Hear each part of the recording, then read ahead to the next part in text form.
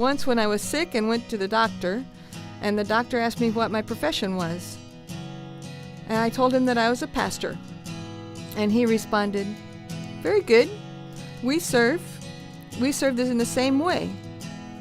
With the medicine, I bring healing to the body.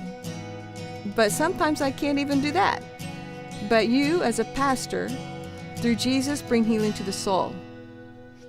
My name is Vania Lucelea Badega Martins. I am the pastor of the Church of the Nazarene in Itajaí, Santa Catarina, Brazil.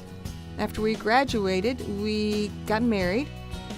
After the first 3 years, my husband passed away.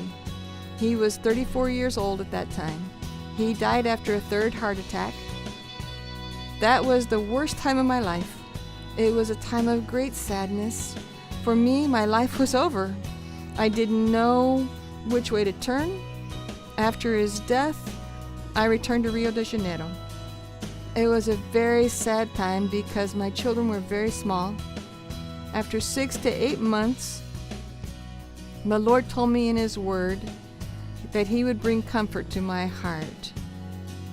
And from that day on, God began to bring comfort to my heart and to fill me with joy again. After this time of more or less 1 year, 8 months, I was invited to come pastor the church here in Itajaí, where I am today. It was strange because I didn't think that I would ever serve again. I was suffering. I was very hurt, and I needed treatment. How was I going to sincerely care for other people in this state? So I thought that I couldn't serve God anymore. But God didn't see things that way. When I accepted the church, I entered into a battle that even I didn't understand. I didn't know exactly what I was getting into. This photo is the photo of my installation. When I came to take the pastorate in the Itajaí church, when I came here, I was a widow. You see a lot of people, and I really thought that I was going to pastor all these people. The truth was that there were only 3 people for me to pastor. I came here with my children, and I knew that this area in the south was very difficult. So the first few months I faced a lot of opposition. I was awakened in the wee hours of the morning by people beating on my windows. And I ran risks for my own life, risk for my safety. So I ran into problems here that I didn't even imagine that I would face.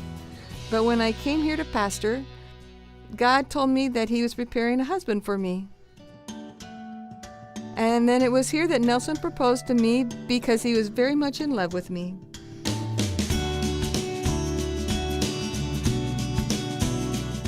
He brought to my ministry what I needed.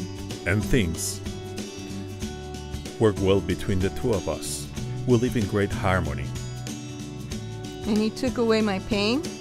And I remember that it was, I think it was the beginning of a new story in this sense. I was no longer alone. All the evangelism that we did, all the work we did, no matter the distance or the time involved, we did by bicycle. And the church began to grow. Today, God has prospered the people. The church is God's treasure. The people are the Lord's treasure. So if we care for those sheep, with God's care, giving them the word, giving them the necessary and adequate food, they will grow. Now we are teaching classes in our seminary. This class is History of the Church. We now have 13 students registered in our seminary. So I would say that we now have a church that is prepared for solid growth. I was the first woman to be ordained in Rio de Janeiro. If women today don't do all that God has planned for their lives, it's because, sadly, not all of them are brave enough to break the barriers. So then, I do not believe that the Lord made us women less than men when it comes to the ministry. The greatest joy of the ministry is to see a transformation in the lives of people. There is no greater reward than to see people being saved. This is the purpose of the church, the salvation of lives. I have peace in saying, thanks be to God, for the purpose that God has been fulfilled. The price that was paid isn't important. It was worth it.